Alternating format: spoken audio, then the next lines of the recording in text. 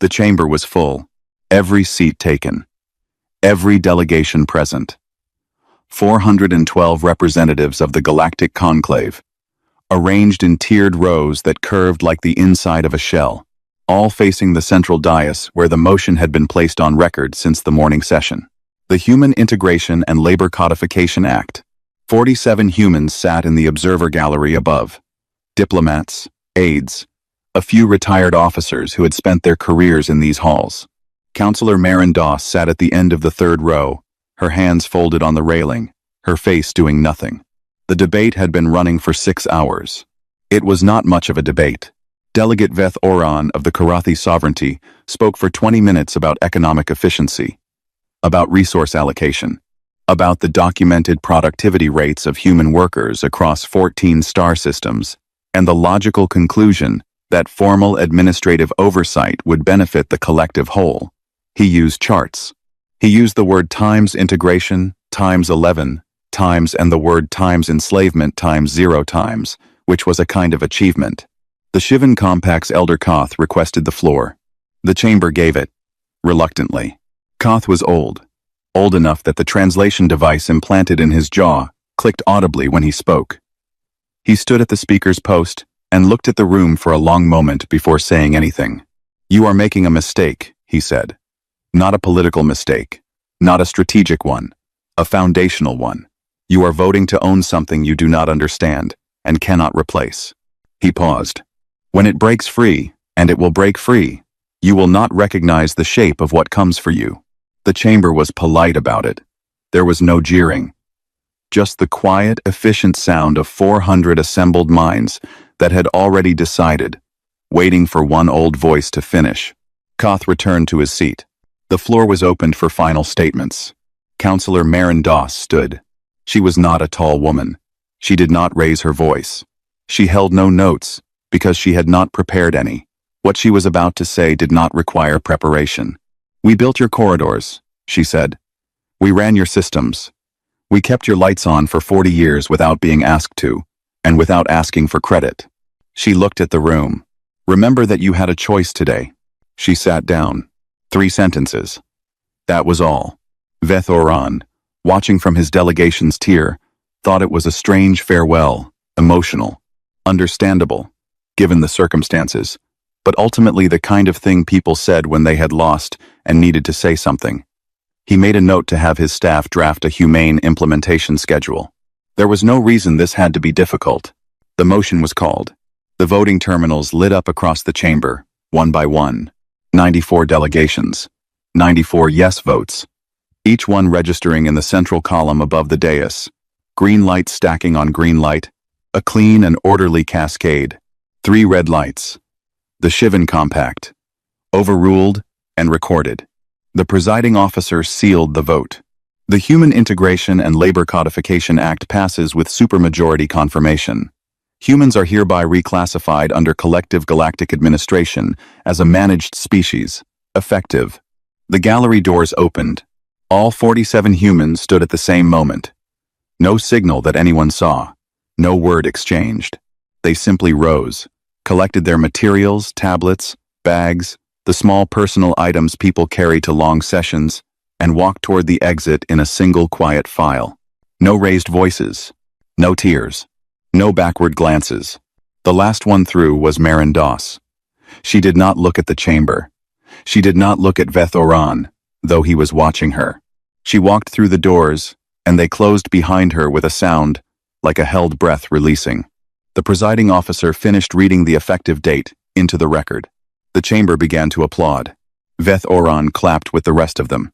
He was smiling. It had been a good session, clean and decisive, the kind of legislative work that made careers. He would attend the dinner tonight and accept the congratulations of his peers, and think about the implementation schedule and the favorable trade position the Karathi sovereignty had just secured. But the sound of those doors stayed with him. Not a slam. Not a protest. Just a door closing. He looked at the empty gallery for a moment. 47 chairs, materials cleared away, surfaces clean, as if the humans had never been there at all. Elder Koth was not applauding. Koth was looking at the gallery too. And his expression was the one old creatures wear when they have said the thing that needed to be said and were not heard, and have now accepted the cost of that. Vethoran looked away. Around him the celebration was building. Other delegates crossed the floor to shake hands. The presiding officer was already drafting the formal announcement. Someone had ordered food brought to the chamber, a tradition, after major votes. The lights in the chamber were warm and gold. They were human-built lights, running on human-designed power distribution systems, maintained by human technicians whose contracts had just been reclassified as administrative property agreements. No one in the chamber was thinking about that. No one was thinking about the 47 empty chairs, or the 3 sentences, or the doors. No one was thinking about the fact that the humans had left without their identification badges. That was a conclave. Regulation badges were to be returned to the front desk upon departure. The humans had left them on their chairs, neatly placed, face down. A cleaner would find them later and bring them to Lost and Found. They would sit there, unclaimed, for a very long time. Outside the chamber, in the long corridor that led to the transit hub, Marin Doss walked with the others. Nobody spoke. There was nothing to say yet, and everyone understood that. At the transit hub, they split. Different ships, different routes, destinations that were not filed with the Conclave's travel registry, because those registries were part of the administrative system. They had just been reclassified out of the right to use voluntarily. Marin Doss boarded a small transport. She took a window seat and watched the Conclave station shrink behind her as the ship pulled away all glass and lights, and the kind of grand architecture that announced importance. She had helped design the ventilation system for that station's east wing. 22 years ago. A contract job. She had been proud of it. She looked at it until it was a point of light among other points of light, and then she looked at her hands, and then she closed her eyes. She did not sleep. She thought about lists, about the 40 years of lists, about the things built and the systems run and the lights kept on, about a bill, patient and enormous, waiting to be written. She thought about Koth's words. You do not understand, and cannot replace. She thought about the doors closing. Somewhere in the ship, someone else from the gallery laughed quietly at something, the soft sound of people who have just watched something inevitable begin and are not afraid of what comes next. The transport moved through the dark. Behind it, the Conclave station blazed with light, gold and warm, celebrating. For now, the recall orders went out at 0600, Conclave Standard Time, 72 hours after the vote. They were thorough. 17 pages of legal language that reclassified every human worker across the administered territories as a recoverable asset under collective galactic management, subject to immediate reassignment under the terms of the Human Integration and Labor Codification Act. The orders were transmitted on all registered human frequencies, filed with every labor bureau in 14 star systems, and copied to the Conclave's own administrative record. By 0600, every human they were addressed to was already gone. Not hiding, not fleeing, just absent, relocated, departed in the 72 hours between the vote and the recall. Quietly and in large numbers, on ships that were privately owned and privately registered, and therefore not subject to Conclave asset freezes, because the freeze order had not yet cleared the Legal Review Committee when the ships left. A timing oversight. Perfectly legal. The first person to notice the scope of it was a junior administrator in the Conclave's Labor Coordination Office, a Karathi woman named Sevi, who was running a routine verification check on assignment confirmations and finding, instead of confirmations, a column of blanks that went on longer than it had any right to. She flagged it. Her supervisor flagged it higher. By 0900, it had reached Veth Oran's desk, and Veth Oran sat in his office on the 43rd floor of the Karathi Sovereignty's Conclave building and read the summary report with the particular stillness of a person who is not yet alarmed, but is standing at the edge of alarm and feeling the drop. Every human employee in the Karathi pharmaceutical compounds on Praxis Station, gone. Every human technician at the navigational relay hub on Corridor 7, gone. The entire human staff of the atmospheric processing facility on the Karathi colony world of Devon's Reach, gone. The facility was still running on its automated cycles. For now, He called his chief of staff. How many? Across all Karathi-administered facilities, approximately 4,600 human workers. We are still counting. And the recall order? Undeliverable. The registered contact frequencies are offline. Personal communication devices are either deactivated or outside transmission range. Home addresses on file, the ones we have, are reporting no occupants. Veth Oran looked out his window. The station outside was busy with its usual morning traffic. Ships moving. Cargo being transferred. The ordinary activity of a working galactic hub. He thought about Marin Doss and her 3 sentences. He thought about the gallery doors. "Get me the Conclave Emergency Committee," he said. He was not the only one calling. Across 14 star systems, the same conversation was happening in different languages with different faces, and the same escalating tone. The Shivan Compact's trade hub at Meridian Point had lost 60% of its logistics coordination staff.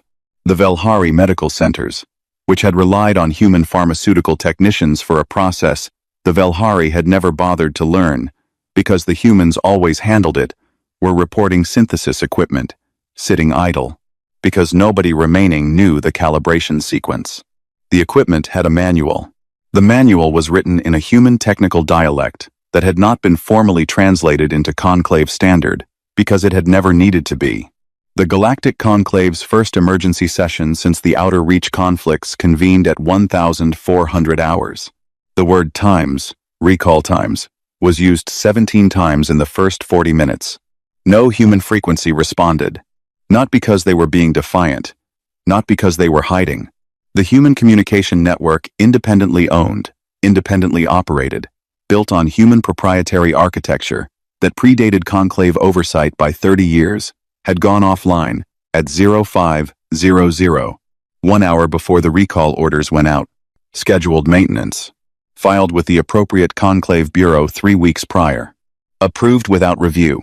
On a ship registered to no flag and carrying no transponder signal, Admiral Emeritus Sable Oren sat at a small table with a cup of something hot and a tablet showing incoming data feeds from across the Conclave territories. She was not a dramatic woman. She did not pace.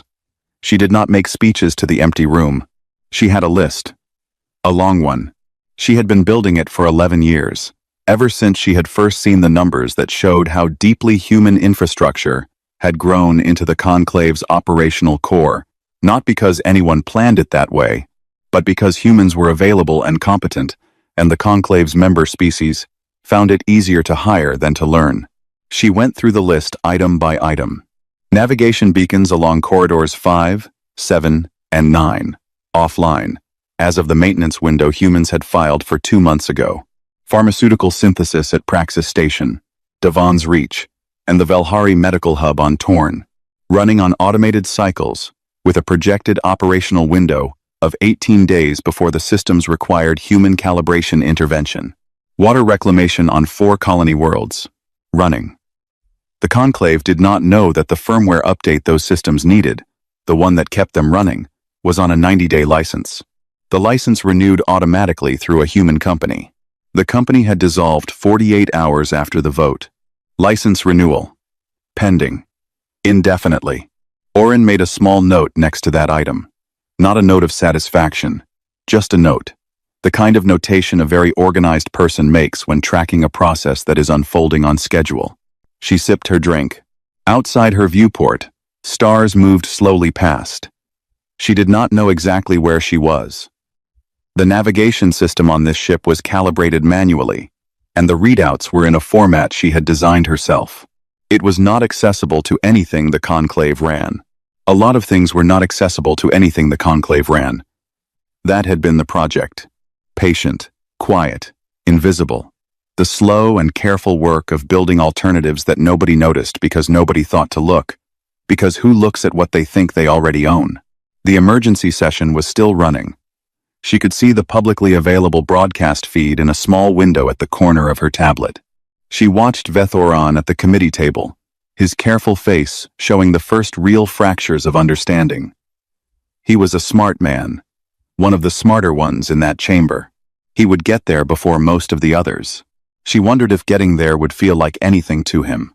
whether the understanding would arrive as shock or as the slower, worse thing. The creeping recognition that the shape of the problem had been visible all along and simply never looked at. The committee voted to extend the recall deadline by 72 hours and increase the offered administrative compensation rate for returning human workers. Oren watched the vote. She closed the feed. She looked at her list. There was more to do. A great deal more. The withdrawal was only the first thing. The first demonstration of absence. What came after would be less about showing what humans had done and more about demonstrating what the conclave had, without realizing it, voted away the right to access. That demonstration would take a different kind of patience. She had it. She added one line to the bottom of her list, checked it, and set the tablet face down on the table. Outside, the stars were the same stars they had always been. The corridor lights on her ship were dim and efficient, and needed no maintenance. She had built them herself. 3 weeks in, Veth Oran stopped sleeping properly. It was not the crisis itself that kept him awake. He had managed crises before. It was the shape of it. The way every solution he reached for turned out to be standing on a foundation he had not known was human-built, until he tried to move it, and found it would not move. He had brought in Karathi engineers to restore the navigational relay on Corridor 7. Experienced people. Decorated careers. They had looked at the relay architecture for 4 days, and then delivered their report.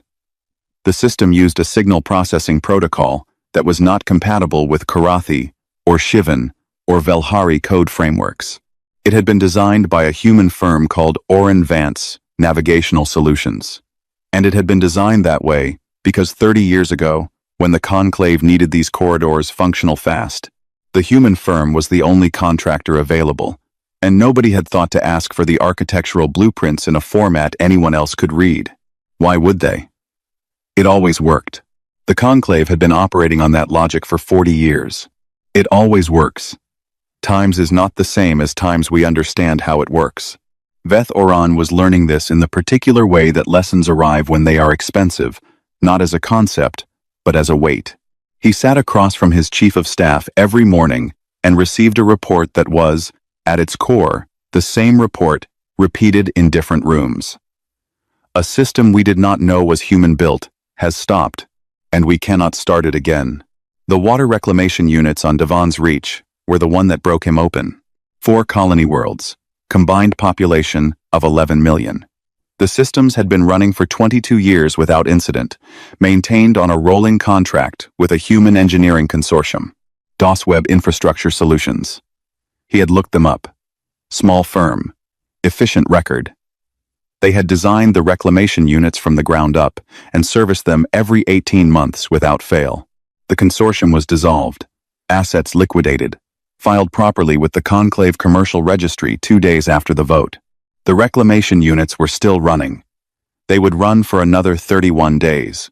The firmware they needed to keep running past that point, a scheduled update, documented. Nothing unusual required a license key that renewed through a server the consortium had owned.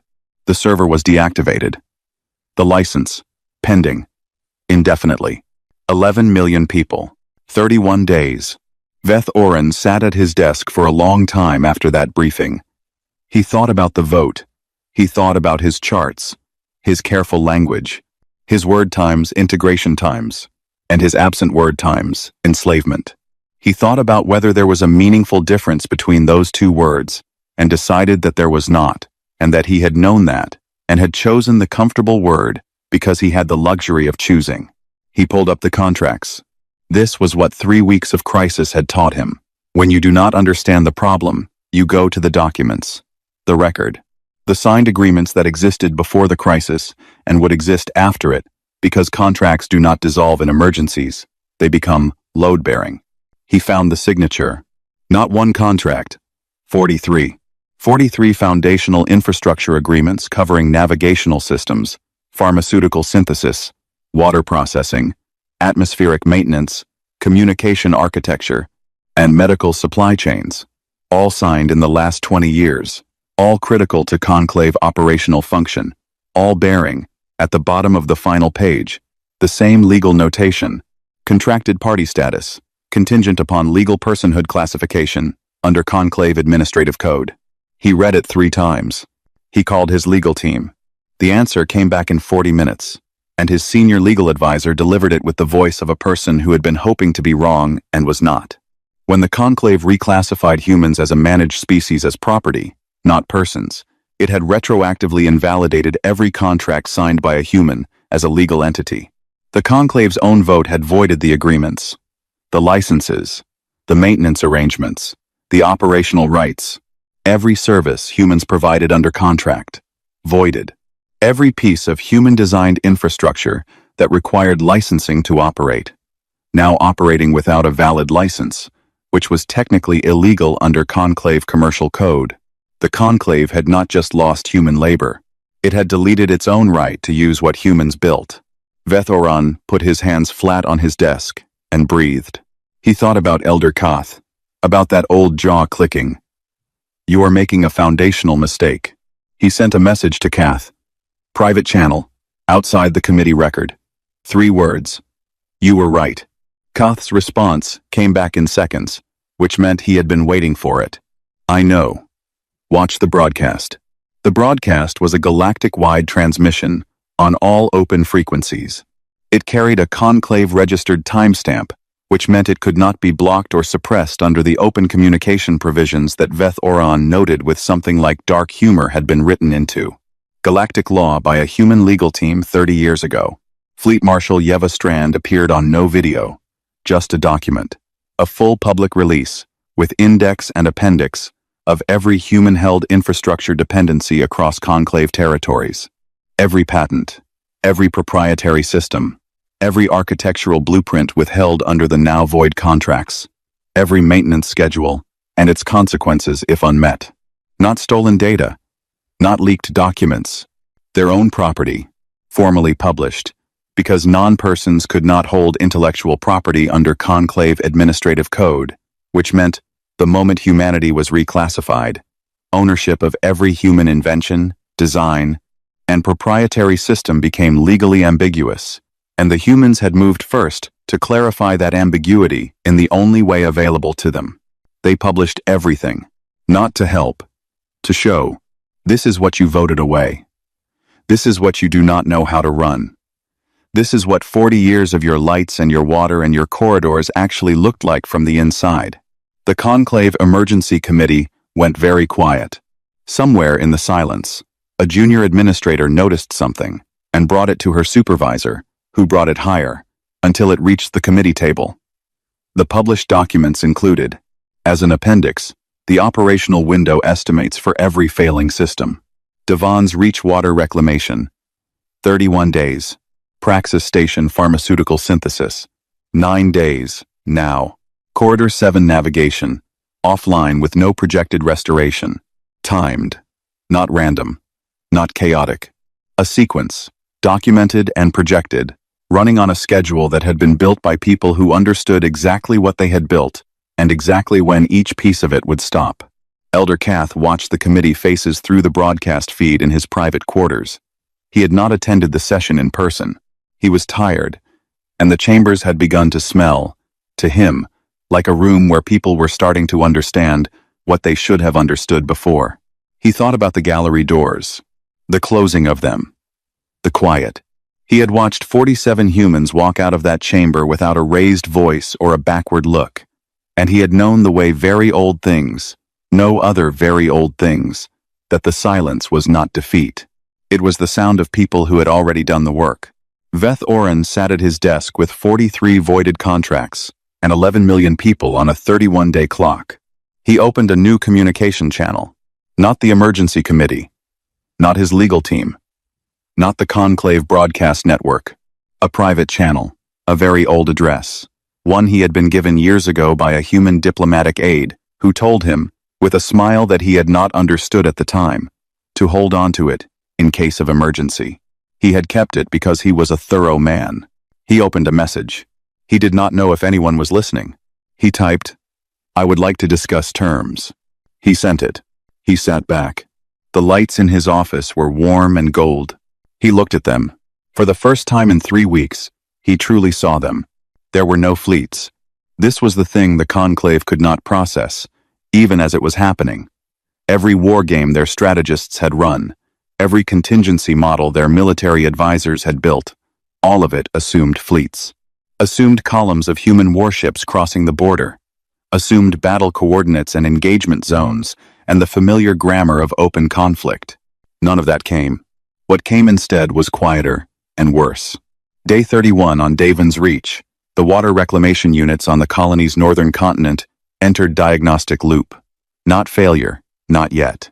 The automated systems were designed to flag anomalies before collapse, and what they flagged was the absence of the firmware update that should have been delivered through a now-dead server belonging to a now-dissolved company.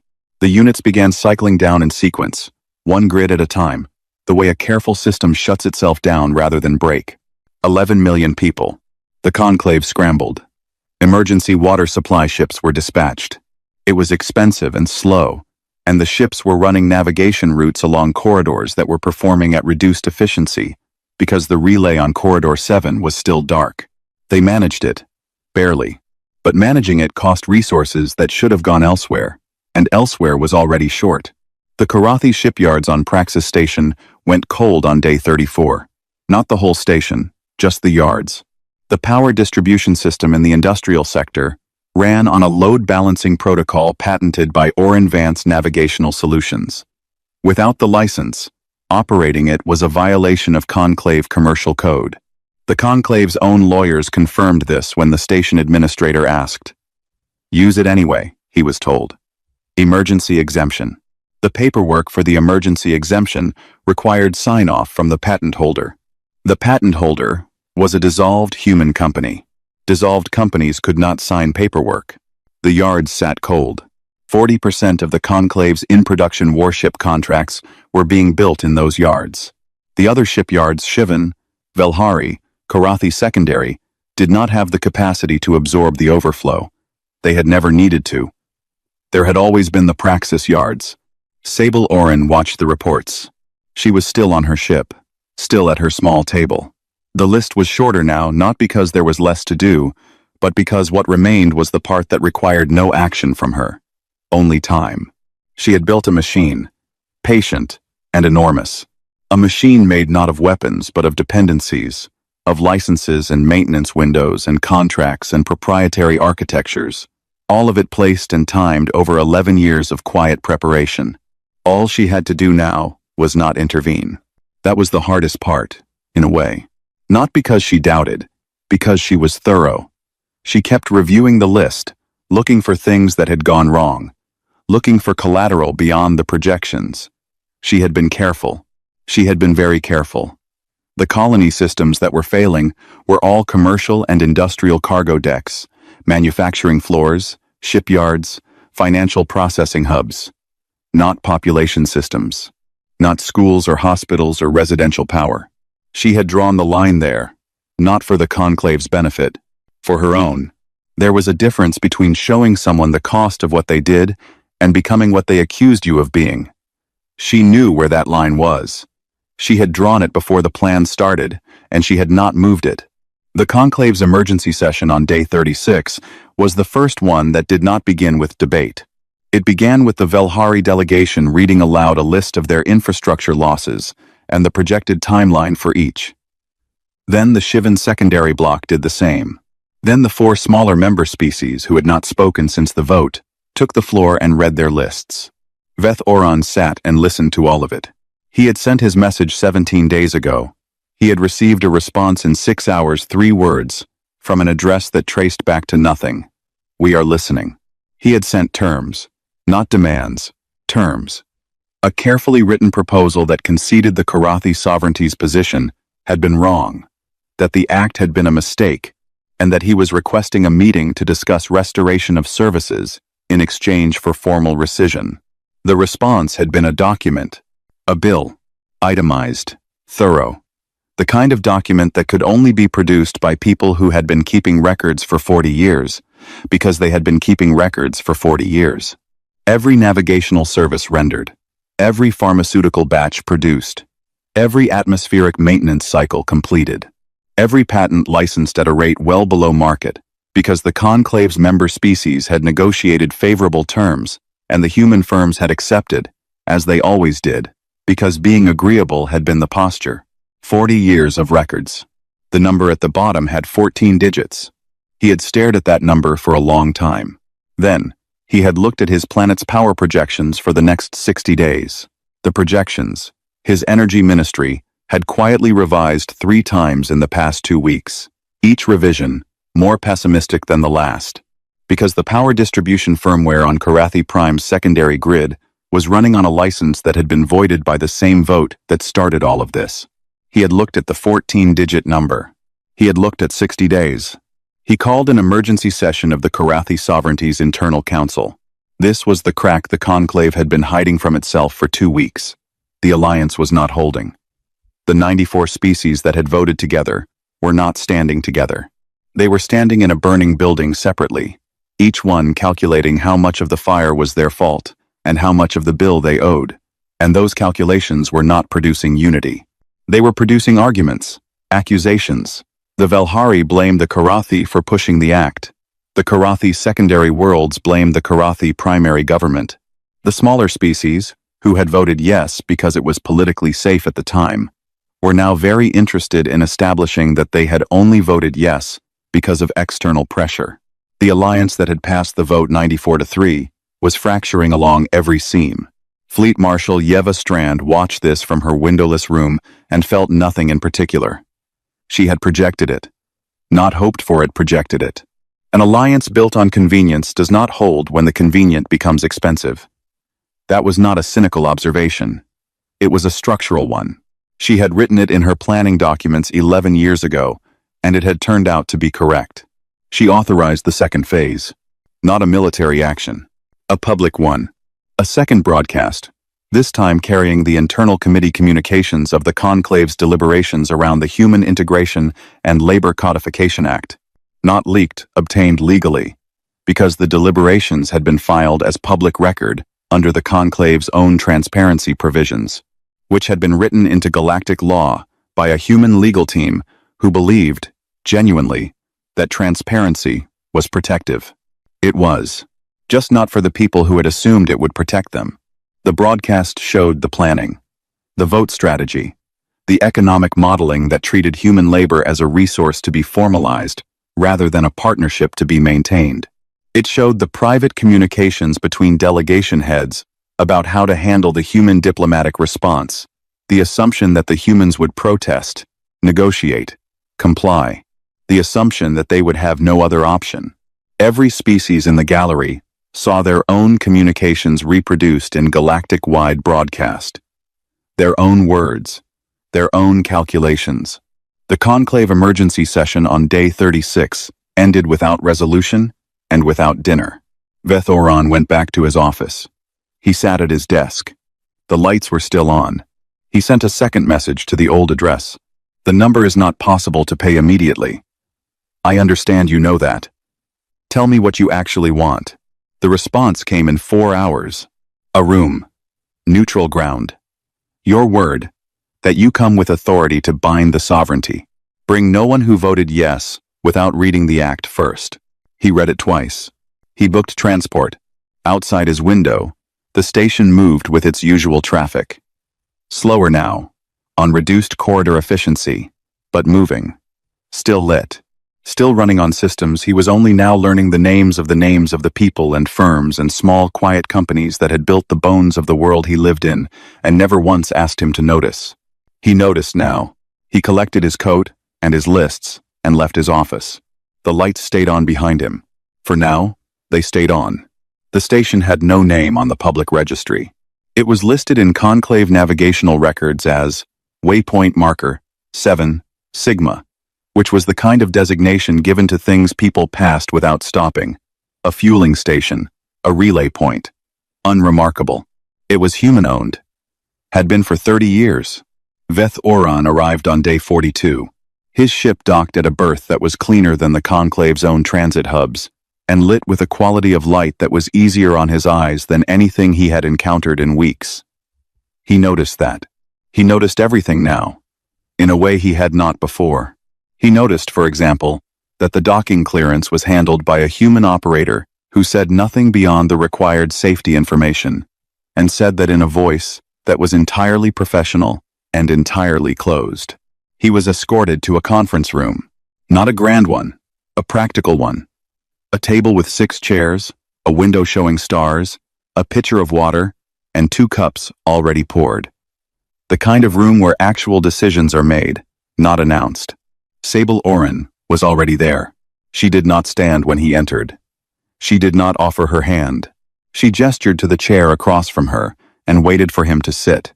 And then she waited for him to speak first, because this was her station, and he had come to it. And both of them understood what that meant. Vith Oran Sut. He looked at her. She was not what he had built in his mind over 6 weeks of her name appearing in reports and broadcasts. He had built something sharp-edged and cold. She was simply still. The kind of still that comes from having prepared for a very long time and being on the far side of the hardest part. He said, "The number was not the point." "No," she said. "What is the point?" She slid a document across the table. He picked it up. It was not the 14-digit invoice. It was shorter. 3 pages. He read it slowly. The terms were not punitive, which surprised him. They were structural. Formal recognition and legally binding galactic record, signed by conclave authority of every system humanity had built and operated. Full, patent, restoration. Reinstatement of human legal personhood under conclave administrative code, and one additional item that he read twice before he fully understood it. Every infrastructure contract, going forward, would include a clause. Simple language. 1 sentence per contract. The contracted party is a legal person, whose labor and expertise are provided voluntarily, and whose rights of withdrawal are absolute. Not a right granted by the conclave. A right acknowledged. The difference mattered. He looked up. "You could have asked for more," he said. "We could have," Oren said. He understood. The 14-digit number had been the demonstration, not the demand. The demonstration of what 40 years was worth. The demand was this. Stop pretending the worth was not there. The act will be rescinded, he said. The conclave will vote.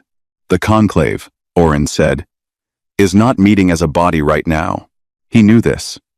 The conclave had not held a full session in 11 days. The alliance was too fractured. Delegations were negotiating individually, each one calculating their own terms, their own debts, their own version of how to climb out of the hole they had collectively dug. The sovereignty can lead it, he said. We voted for it. We can vote to end it. If I go back with this document and a working power grid on Karathi Prime, I can bring 40 votes, maybe 50. 67, Oren said. He stared at her. We know the committee, she said simply. We know who was uncomfortable with the vote from the start and stayed quiet because the numbers were going one way. Give them a structure and they will sign on to it.